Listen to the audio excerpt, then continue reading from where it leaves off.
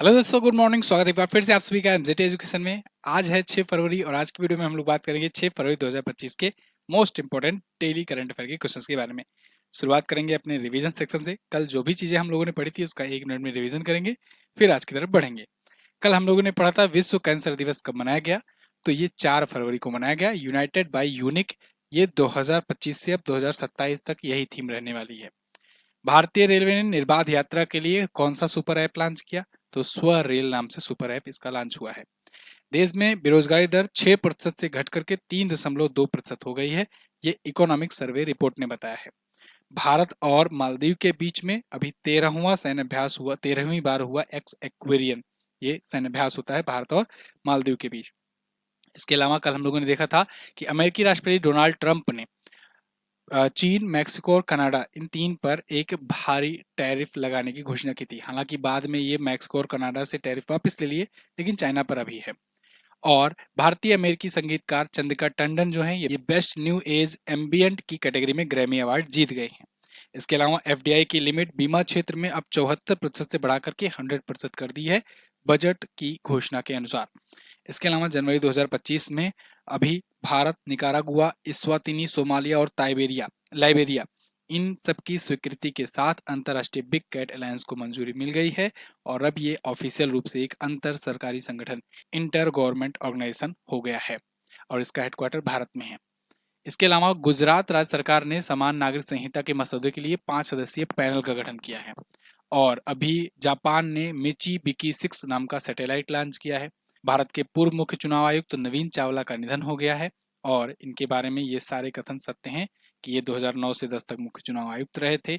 इन्होंने third gender की मान्यता को, अदर कैटेगरी को एक्सेप्टेंस दिया, जिससे वो भी लोग वोटिंग कर सकते हैं। मदर टेरेसा नाम की बुक भी लिखी। विश्व अंतर धार्मिक सद्भाव सप्ताह ये फरवरी महीने के पहले सप्ताह में मनाया जाता है, 1 से 7 फरवरी को।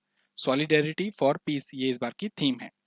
विश्व पिकल बॉल लीग 2025 का खिताब बेंगलुरु जवान की टीम ने जीत लिया है। ये टॉप 13 क्वेश्चंस थे कल की वीडियो से। आपने रिवीजन किया वन लाइनर फॉर्मेट में। इसका क्विज पीडीएफ एमजेटी ऐप पर है। वो MJT app Google play store पर है, आप जाकर डाउनलोड कर सकते हो। शुरू करते हैं आज के पहले क्वेश्चन से। पहला क्वेश्चन है, किस राज्य में भारत का पहला आर्टिफिशियल इंटेलिजेंस विश्वविद्यालय स्थापित किया जाएगा? एआई यूनिवर्सिटी, इंडिया की पहली एआई यूनिवर्सिटी ये स्थापित होगी महाराष्ट्र में। ये देखिए द हिंदू का आर्टिकल है आपके सामने कि इंडिया की पहली एआई यूनिवर्सिटी ये सेटअप होने वाली है महाराष्ट्र में, ठीक है ना। अब देखो, एआई जो होगा इस पर इंफॉर्मेशन इसमें दी जाएगी, इस पर पूरा प्रॉपर तरीके से सिलेबस चलेगा, क्लासेस चलेंगी। आर्टिफिशियल इंटेलिजेंस यही फ्यूचर है। आप देख रहे हो आज के टाइम भी बहुत सारे आर्टिफिशियल इंटेलिजेंस ऐसे टूल आ रहे हैं सभी के। अभी चैट जीपीटी जैसा एक डीप सीक नाम से चाइना ने लॉन्च किया। Deep seek R1 deep seek company का है और उसने आते ही एनवीडिया का पूरा पूरा शेयर मार्केट गिरा दिया। खैर, अमेरिका की इकोनॉमी में $1 ट्रिलियन का एक ही दिन में नुकसान हुआ डीप सीक के आ जाने की वजह से। एक एआई टूल लॉन्च होने का इतना प्रभाव पड़ सकता है, तो आप सोचो एआई टूल क्या क्या कर सकता है। तो ऐसे में एआई एजुकेशन, रिसर्च और इनोवेशन इनको बढ़ावा देने के लिए ये लॉन्च किया जा रहा है। इससे एजुकेशन इंडस्ट्री और गवर्नमेंट से जुड़े विशेषज्ञ इसमें शामिल होंगे। एक टास्क फोर्स का गठन किया जाएगा और उसके बाद यहाँ पर ऐसी क्लासेस चलेंगी, ठीक है। अगला, महाराष्ट्र की बात करें तो महाराष्ट्र आपको यहाँ पर दिख जाएगा। मुंबई और नागपुर इसकी कैपिटल है। देवेंद्र फडणवीस बीजेपी पार्टी से सीएम है। गवर्नर है सीपी राधाकृष्णन। 36 जिले हैं, 288 विधानसभा में सीटें हैं। इसके अलावा 48 यहाँ पर लोकसभा में और राज्यसभा में यहाँ से 19 सीटें जाती हैं। लोनार झील है यहाँ पर। लोनार झील जो है इसे पिंक लेक भी कहते हैं, गुलाबी झील भी कहते हैं, क्योंकि इसका कलर कभी कभी पिंक हो जाता है। इसका कलर पिंक होता है शैवालों के कारण, ठीक है ना, ये बात ध्यान रखना, क्वेश्चन पूछा गया है। उपवन झील है, शिवसागर है, बिहार है, वन्य झील है। तडोबार नेशनल पार्क है, चंदोली नेशनल पार्क, भीमा शंकर वन्य अभ्यारण्य। यहाँ पर भोर घाट, थाल घाट और अम्बा घाट 3 दर्रे हैं प्रमुख, इनको याद रखना है, ठीक है। औरंगाबाद का नाम अब बदल दिया गया है, इसका नाम कर दिया गया है छत्रपति संभाजी नगर। इसके अलावा उस्मानाबाद का नाम बदलकर धाराशिव कर दिया गया है, दोनों नाम याद रखना। यहीं पर अजंता और एलोरा की गुफाएं हैं, इसलिए इंपॉर्टेंट हो जाता है। खैर, आगे बढ़ते हैं। हाल ही में जारी अंतर्राष्ट्रीय वायु परिवहन संघ IATA की नवीनतम रिपोर्ट के अनुसार वैश्विक घरेलू उड़ान भार रैंकिंग में भारत कौन से स्थान पर है? तो वैश्विक घरेलू उड़ान यानी कि डोमेस्टिक फ्लाइट वेट रैंकिंग में भारत है पहले स्थान पर। दुनिया में सबसे ज्यादा पैसेंजर लोड्स भारत ही ट्रेवल करा रहा है, घरेलू खास करके डोमेस्टिक में। तो भारत ने अमेरिका और चाइना को भी पीछे कर दिया है। तो भारत में सबसे ज्यादा घरेलू उड़ान भार रैंकिंग है, और अमेरिका दूसरे पर, चीन तीसरे पर है। अंतर्राष्ट्रीय वायु परिवहन संघ की ये रिपोर्ट है। 86.4% का प्रभावशाली आंकड़ा दर्ज किया है भारत ने। भारत ने उड्डयन क्षेत्र में 16.3 करोड़ घरेलू यात्रियों को सेवा दी है, जो तीव्र वृद्धि को दर्शाता है। ठीक है, अगला। हाल ही में किसको इकहोर अश्वत्थामा के लिए साहित्य अकादमी पुरस्कार 2024 से सम्मानित किया गया? इकहोर अश्वत्थामा, ये इनकी रचना है, ये इनकी पुस्तक है, और ये पुस्तक है किसकी? ये है चमन अरोड़ा की। इनका निधन हो चुका है, ये अब स्वर्गीय हो चुके हैं, तो मरणोपरांत इनको ये मिला है साहित्य अकादमी पुरस्कार। ठीक है, आप देखिए ये आर्टिकल है पीटीआई का। Chaman Arora chosen for the Sahitya Akademi award in डिग्री डोगरी फॉर इकहोरा अश्वत्थामा बुक। तो इनकी इस पुस्तक के लिए एक ताम्र पट्टिका और 1 लाख का नगद पुरस्कार मिलेगा। ठीक है, लघु कथाओं का ये संग्रह है। साथियों, इस पुरस्कार की शुरुआत 1954 में हुई थी। जैसे जो पद्म पुरस्कार है, भारत रत्न है, ये सब नागरिक सम्मान कहे जाते हैं। ऐसे ही साहित्य के लिए साहित्य अकादमी पुरस्कार की शुरुआत की गई थी। ठीक है, तो ये सब की शुरुआत 1954 में की गई थी। खैर, इनको नई दिल्ली में 8 मार्च को एक इवेंट आयोजित करके दिया जाएगा। अगला, इनको नहीं मतलब इनकी फैमिली को, ये तो अब जा चुके हैं। अपनी भी एक पुस्तक आई हुई है, ब्रह्मास्त्र करंट अफेयर, और ये भी अवार्ड पाने की हकदार है। अमेजन और फ्लिपकार्ट पर हाईएस्ट पॉजिटिव रिव्यू के साथ और रेटिंग के साथ आपको ये पुस्तक मिल जाएगी। मैं आप सभी को ये गुजारिश करता हूँ, जब भी आप कोई पुस्तक लेने जाओ, खास वैसे तो सभी प्रोडक्ट का रिव्यू देखना चाहिए, लेकिन जब भी आप कोई बुक लेने जाओ तो उसका रिव्यू और रेटिंग जरूर चेक करो, क्योंकि उसमें लोग, स्टूडेंट्स जो हैं जिनके पास बुक पहुंची हुई है, वो फीडबैक दिए रहते हैं कि क्या इसमें सही है, क्या गलत है, कितना एरर्स है, या ये वैल्यू फॉर मनी है कि नहीं है। तो आप रिव्यू वगैरह चेक करके तभी पुस्तक खरीदें, चाहे मेरी चाहे किसी की भी पुस्तक खरीदें। खैर, ब्रह्मास्त्र करंट अफेयर अमेजन और फ्लिपकार्ट दोनों जगह पर अवेलेबल है। अगला, किस राज्य में भारत के पहले सफेद बाघ प्रजनन केंद्र को स्थापित करने की मंजूरी मिली? तो भारत का पहला सफेद बाघ प्रजनन केंद्र ये खुलेगा मध्य प्रदेश में। टाइगर स्टेट है भाई, टाइगर सबसे ज्यादा यहीं पाए भी जाते हैं। टाइगर स्टेट का दर्जा ये लगातार बरकरार रखता आया है, क्योंकि सबसे ज्यादा टाइगर यहीं है। तो यहीं पर एक व्हाइट टाइगर ब्रीडिंग सेंटर बनाया जा रहा है, और ये रीवा में बन रहा है। ठीक है ना, रीवा जिला मध्य प्रदेश में, गोविंदगढ़ में। तो इस प्रोजेक्ट को 2011 में केंद्र सरकार ने सैद्धांतिक मंजूरी दी थी, और अब यह स्थापित किया जा रहा है। सफेद बाघों की भूमि भी कहा जाता है रीवा को। रीवा मोहान नाम का अंतिम ज्ञात जंगली सफेद बाघ का निवास स्थान था। अच्छा, एक और जरूरी बात, मध्य प्रदेश आप मैप में ही देख लो, वहीं पर मैं समझा देता हूँ। मध्य प्रदेश आपको यहाँ पर मिलेगा। मध्य प्रदेश में एक नेशनल पार्क है, कुनो नेशनल पार्क, है ना, इसका नाम याद रखना। कुनो नेशनल पार्क में चीता है। ठीक है ना, भारत में इकलौता नेशनल पार्क जहाँ पर चीते पाए जाते हैं। पाए क्यों जाते हैं? क्योंकि यहाँ पर लाया गया है। कहाँ से लाया गया है? सबसे पहले नमीबिया से लाया गया, फिर साउथ अफ्रीका से लाया गया, और अब साउथ अफ्रीका से लंबी डील हुई है, कई सालों तक वहाँ पर लगभग 100 चीते लाए जाएंगे। तो खैर, कुनो नेशनल पार्क का नाम अब याद रखना है। भोजताल साख्य सागर झील है, माधव नेशनल पार्क है, वन विहार नेशनल पार्क है, पन्ना, पेंच, कान्हा किसली, संजय, ये सब नेशनल पार्क मध्य प्रदेश में। सबसे ज्यादा नेशनल पार्क मध्य प्रदेश ही है। ठीक है ना, और सबसे ज्यादा बाघ बाघ अभ्यारण्य भी यहाँ पर है। ठीक है, मटकी, कर्मा, तितली ये प्रमुख नृत्य हैं। Doctor Mohan Yadav BJP party से यहाँ से सीएम, गवर्नर मंगू भाई छगन भाई पटेल। अगला, ये यहाँ पर सीटों की संख्या है। अगला, हाल ही में भारतीय नौसेना ने कहां पर समुद्री अभ्यास ट्रोपेक्स 2025 शुरू किया? तो ट्रोपेक्स 2025 ये हिंद महासागर में शुरू किया गया। भारतीय नौसेना ने शुरू किया है, लेकिन इसमें भारतीय नौसेना, भारतीय थल सेना, इसके अलावा कोस्ट गार्ड, ये सब भी इसमें शामिल हैं। ये घरेलू अपनी ही मिलिट्री को, अपनी की सभी सेनाओं का एकजुट होकर के प्रयास करने का एक अभ्यास है। तो ट्रोपेक्स का मतलब कि theatre level operation readiness exercise. Theatre command, अगर आपको याद होगा तो एक लखनऊ में थिएटर कमांड को लेकर के एक बड़ी मीटिंग हुई थी पिछले साल। उसमें ये कहा गया था कि भाई सब कुछ छोड़ करके केवल 3 थिएटर कमांड बनाए जाएंगे, और वो 3 थिएटर कमांड जो होंगे वो होंगे तीनों सेनाओं के, है ना। मतलब कि संयुक्त, ये देखो भारत में अभी इकलौता ऐसा त्रिसेना का, त्रिसेवा थिएटर कमांड जिसे कहते हैं, वो है कहाँ पर है? अंडमान निकोबार में।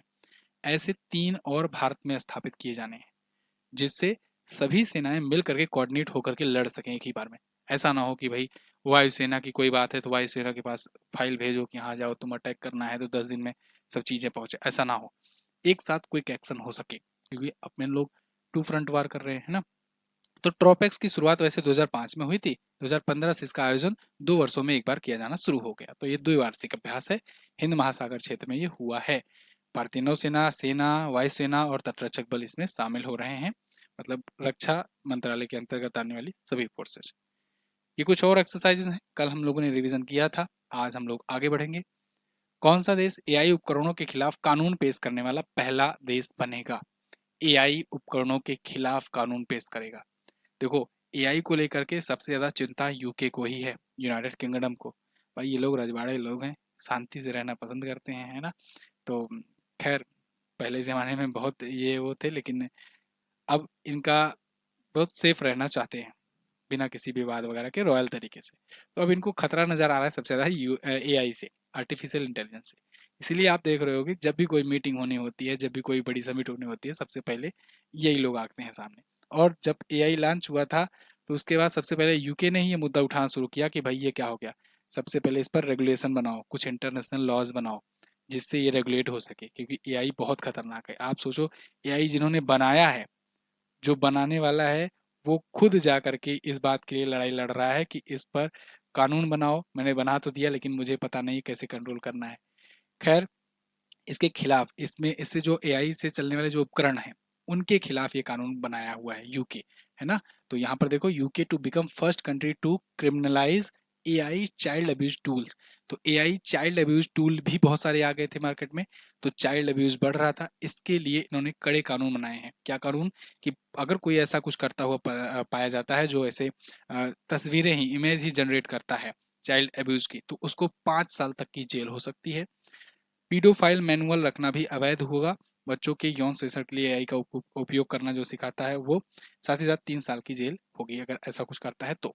ठीक है, तो एआई मतलब आर्टिफिशियल इंटेलिजेंस। अगला, हाल ही में किस राज्य सरकार ने गैर कानूनी धर्म परिवर्तन प्रतिषेध विधेयक 2025 पेश किया? तो गैर कानूनी धर्म परिवर्तन प्रतिषेध विधेयक, इसको पेश किया है अभी राजस्थान ने। अभी कल मैंने गुजरात के बारे में आपको बताया कि वो यूसीसी को लेकर के पैनल का गठन किए हैं। और मैंने ये भी बताया कि जितने भी बीजेपी शासित राज्य हैं वो अपने अपनी सुविधा के अनुसार, अपना अपना सिक्योर प्लेस देखते हुए धीरे धीरे यूसीसी लागू करेंगे। तो उत्तराखंड सबसे सिक्योर था, वहां पर लागू हो गया। उसके बाद गुजरात गुजरात में प्रोसेस स्टार्ट हो गया है। देखिए अगला प्रोसेस राजस्थान का। राजस्थान ने शुरुआत कैसे किया? गैर कानूनी धर्म परिवर्तन प्रतिषेध विधेयक पहले लाएंगे, कि मतलब अगर जो गैर कानूनी तरीके से धर्म परिवर्तन कराता है तो उनके लिए ये कानून होगा, उनके खिलाफ। ठीक है, तो इसका नाम यही है, और इससे 10 साल की सजा होगी, 50,000 रुपए तक का जुर्माना होगा। तो खास करके इससे जो लव जिहाद वाले केसेस आते हैं, इन केसेस पर रोकथाम लग पाएगी, क्योंकि ऐसी घटनाएं पिछले दिनों में काफी ज्यादा राजस्थान में देखने को मिली हैं। तो यहाँ पर ये कहा गया है कि जो कोई भी अपना धर्म परिवर्तन कराना चाहता है, अगर मान लो लीगल तरीके से, तो कम से कम 60 दिन पहले जिला मजिस्ट्रेट को निर्धारित प्रपत्र में घोषणा पत्र देगा। तो अगर 2 महीने पहले दे रहा है तो हो सकता है 2 महीने में दिमाग बदल जाए, या फिर अगर जबरदस्ती किया जा रहा है तो पता ही लग जाएगा 2 महीने में। तो इसीलिए 2 महीने पहले एक रिपोर्ट दो रिटर्न में जिला मजिस्ट्रेट को, डीएम साहब को अपने, कि हम धर्म परिवर्तन अपना करना चाह रहे हैं। तो उसके बाद 2 महीने बाद फिर बुला करके फिर रिव्यू होगा, उसके बाद फिर तब अप्रूवल मिल जाएगा। ठीक है ना। और 2 महीने में, 2.5 महीने में पता ही चल जाएगा कि रियल घटना है, धर्म परिवर्तन करना ही है, या फिर जबरदस्ती करवाया जा रहा है। तो इसके खिलाफ अगर जबरदस्ती कराया जा रहा होगा तो सजा वगैरह मिलेगा। ठीक है, राजस्थान की बात करें, राजस्थान आपको यहाँ पर देखने को मिल जाएगा, जयपुर यानी पिंक सिटी, ये इसकी राजधानी है। अभी मैंने पिंक लेक बताया आपको, कौन सा? लोनार झील पिंक लेक कहलाती है, यानी गुलाबी झील, और ये गुलाबी शहर कहलाता है। भजन लाल शर्मा बीजेपी पार्टी से सीएम है, और हरिभाऊ किशन बागड़े ये यहाँ के हैं गवर्नर। 50 जिले थे, अब 41 हो गए हैं। इसको अपडेट कर लीजिएगा, क्योंकि अभी 9 जिले घटाए गए हैं, तो अब 41 हो गए हैं। ये अपडेटेड है, सही कर लीजिए, इसको अपडेट करवा दूंगा।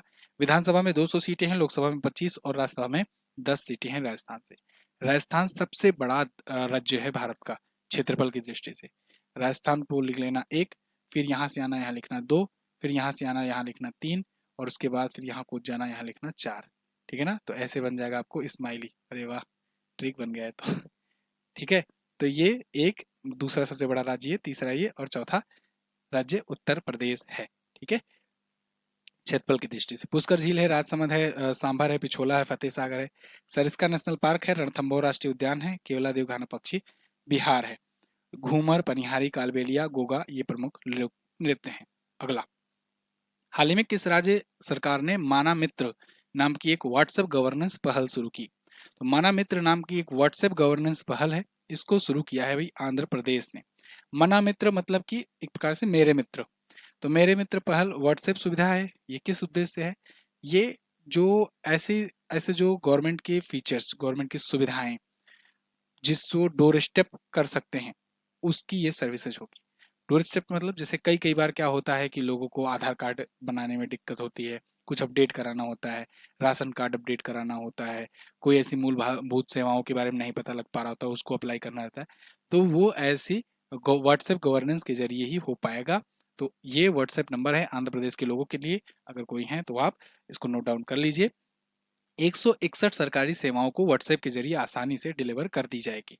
ठीक है, तो ये आईटी, इलेक्ट्रॉनिक्स और संचार और रियल टाइम गवर्नेंस मंत्री नारा लोकेश जो है वहां के, उन्होंने अमरावती में लॉन्च किया हुआ है, जनता के करीब ये सेवाएं लाना। ठीक है, अगला, अब आंध्र प्रदेश आया है। आंध्र प्रदेश को आप देखोगे, ये रहा आंध्र प्रदेश, इधर से ये रहा आंध्र प्रदेश। चंद्रबाबू नायडू यहाँ के सीएम है, जस्टिस अब्दुल अल नजीर ये यहाँ के गवर्नर हैं, अमरावती राजधानी है, और कोलेरू झील, पुलकेट झील ये प्रमुख झीलें हैं। वेलम बिक्स फेस्टिवल यहाँ मनाया जाता है। कुचिपुड़ी, कुचिपुड़ी बहुत ही इंपॉर्टेंट, ये शास्त्रीय नृत्य है, इसको याद रखिए, ये शास्त्रीय नृत्य है, लोक नृत्य नहीं है ना। 9 शास्त्रीय नृत्य होते हैं, वैसे तो माने 8 ही गए हैं, लेकिन भारत सरकार 9 मानती है। तो 9 शास्त्रीय नृत्य हैं, उसमें से ये भी है। भरतनाट्यम सबसे पुराना है। खैर 26 जिले हैं, विधानसभा में 175, लोकसभा में 25 और राज्यसभा में 11 यहाँ पर सीटें जाती हैं। अगला, 2025 जनवरी में बॉट डी वेवर को किस देश का प्रधानमंत्री नियुक्त किया गया? बॉट डी वेवर ये बन गए हैं बेल्जियम के प्रधानमंत्री। बेल्जियम एक कंट्री है, यूरोपियन कंट्री है, बेल्जियम के ही ब्रुसेल्स में तो नाटो का हेडक्वार्टर है, याद होगा। तो बेल्जियम जो है, इस कंट्री के नए ये प्राइम मिनिस्टर बने हैं। ठीक है, यूरोपियन कंट्री है, ये अलेक्जेंडर डी क्रूक की जगह लेंगे। राजा फिलिप के द्वारा इन्हें नियुक्त किया गया है, वहां पर रजवाड़े हैं अभी भी, है ना। तो 54 वर्ष के हैं और ये पहले राष्ट्रवादी फ्लैंडर नेता हैं। यूरो यहाँ की करेंसी होती है, ब्रुसेल्स इसका हेडक्वार्टर है। अगर आप मैप में देखना चाहो तो यूरोप में अगर आप देखोगे, ये जर्मनी है, ये फ्रांस है, इसके बीच में छोटा सा है बेल्जियम। इसके देखिए तीनों तरफ जो है ताकतवर देश हैं। इधर यूके है, इधर फ्रांस, इधर जर्मनी। ठीक है, एक तो नीदरलैंड है, खैर उतना ये ताकतवर नहीं है। अगला, हाल ही में मिली जानकारी के अनुसार कौन सा देश विश्व का दूसरा सबसे बड़ा मोबाइल निर्माता बन गया है? तो भारत बन गया है दूसरा सबसे बड़ा मोबाइल निर्माता। ठीक है, तो भारत चीन के बाद सबसे ज्यादा आज के टाइम पर मोबाइल मैन्युफैक्चरिंग कर रहा था। एक टाइम पर ये रिपोर्ट में बताया गया है कि 2014 में भारत में मोबाइल बनाने वाली कंपनियां सिर्फ 2 थी 2014 में, और अब 300 से ज्यादा मोबाइल मैन्युफैक्चरिंग यूनिट्स हैं भारत में, जो भारत में मोबाइल का निर्माण करती हैं। अब भारत में कंपनियां हैं, तो इसका मतलब ये नहीं कि सारी कंपनियां भारतीय हैं। जैसे भारत ने इनवाइट किया बहुत सारी, जैसे दुनिया की सबसे बड़ी मोबाइल की मैन्युफैक्चरिंग इंडस्ट्री सैमसंग ने लगा रखी है भारत में, नोएडा में, है ना। तो कंपनियां विदेश की हैं, लेकिन भारत में आकर के मैन्युफैक्चरिंग कर रही हैं। तो भारत में मैन्युफैक्चरिंग यूनिट जो है वो 300 है। भारत में मोबाइल बनाने वाली कंपनियां 300 भारत की नहीं है। ठीक है, 2014 में 2 थी। 99.2% मोबाइल फोन भारत में, ये भारत में ही बन रहे हैं, मेड इन इंडिया है। हालांकि है वो चाइना, मेड बाई चाइना है, लेकिन मेड इन है, इंडिया है। ठीक है, 2014 में 18,900 करोड़ से बढ़कर के वित्तीय वर्ष 2024 में 4,22,000 करोड़ हो गया है विनिर्माण का मूल्य। भारत फोन का निर्यात भी करता है। 1,29,000 करोड़, आपने देखा था पिछले साल ही एप्पल ने 2 स्टोर खोल लिए थे दिल्ली और मुंबई में अपने। अगला, कितनी बार ग्रैंड स्लैम की चैंपियन रह चुकी सिमोना हालेप ने संन्यास से घोषणा की टेनिस से? सिमोना हालेप ये ग्रैंड स्लैम चैंपियन रह चुकी हैं टेनिस टूर्नामेंट की 2 बार। 2 बार इन्होंने जीता था, हालांकि इनका दौर चल रहा था 17-18 के दौरान। तो 2018 में ये फ्रेंच ओपन जीती थी और विंबलडन ओपन 2019 में जीती थी। तो 2 बार की ये ग्रैंड स्लैम विजेता है, रोमानिया की रहने वाली हैं, और इन्होंने अब पेशेवर टेनिस से, प्रोफेशनल टेनिस से संन्यास की घोषणा कर दी है। ठीक है, तो 24 WTA खिताब इनके नाम है। अच्छा, सबसे ज़्यादा ग्रैंड स्लैम किसने जीता है? तो आप बताओगे किसने जीता है भाई? तो सर्बिया के नोवाक जोकोविच ने जीता है 24 ग्रैंड स्लैम। ठीक है, सर्बिया के नोवाक जोकोविच। खैर, अभी जन्निक सिनर ने अभी ऑस्ट्रेलियन ओपन जीता हुआ है अभी जो हुआ। विश्व के नंबर 1 रैंकिंग इनकी 2017 में आई थी, तो नंबर 1 पर भी रह चुकी हैं। अच्छा, अभी कुछ दिन पहले ही हुआ ऑस्ट्रेलियन ओपन, इस साल का ग्रैंड स्लैम पहला वाला। तो उसको जेनिक सिनर ने जीता है पुरुष में, और मेडिसन कीज ने जीता हुआ है विमेंस सिंगल का खिताब। ठीक है, तो ये थे टॉप 11 करंट अफेयर के क्वेश्चंस। आई होप आपको वीडियो इन्फॉर्मेटिव लगी होगी, कम समय में ज़्यादा कंटेंट मिला होगा। अगर ऐसा है, चैनल को सब्सक्राइब कीजिए, वीडियो को लाइक कीजिए, अपने साथियों के साथ शेयर कीजिए। कल मैंने आपसे क्वेश्चन पूछे थे कि दूसरा आईसीसी महिला अंडर 19 टी20 विश्व कप 2025 के फाइनल मैच में man of the women of the tournament कौन बनी है? वो बनी जी त्रिसा गुंगडी तिसा। ठीक है, इसके अलावा 2017-18 में रेल बजट को केंद्रीय बजट से जब अलग किया गया, तो उस टाइम पर भी वित्त मंत्री कौन थे? उस टाइम पर अरुण जेटली साहब थे। उसके बाद से फिर निर्मला सीतारमण बन गई, और तब से ये हैं। आज आपको क्या बताना है कि प्लेयर ऑफ द लीग का खिताब किसने जीता है वर्ल्ड पिकलबॉल लीग में? इसके अलावा कंट्री एल्बम काउबॉय कार्टर के लिए एल्बम ऑफ द ईयर का खिताब किसने जीता है? ये बहुत इंपॉर्टेंट क्वेश्चन है, ये पूछा जा सकता है आपसे ग्रैमी अवार्ड्स में। ठीक है, एल्बम ऑफ द ईयर बताइए कमेंट करके। थैंक यू सो मच, और बुक को ऑर्डर कीजिए। मिलते हैं अगली वीडियो में, तब तक के लिए नमस्कार, जय हिंद, वंदे मातरम।